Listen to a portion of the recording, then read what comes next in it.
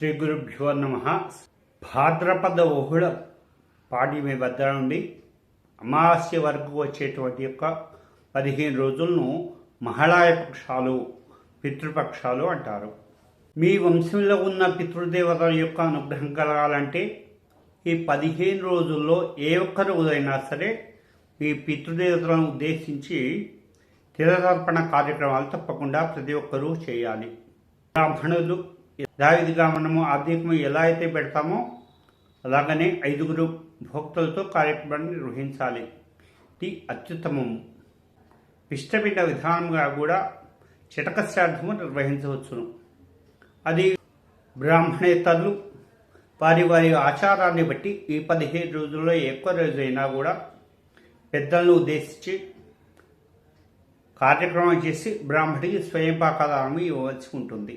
పూర్తి వీడియో చేస్తున్నాను. పితృదేవత కార్యక్రమాలు చేసుకుని మీ పితృదేవతల అనుగ్రహాన్ని పొందగలరని ఆశిస్తూ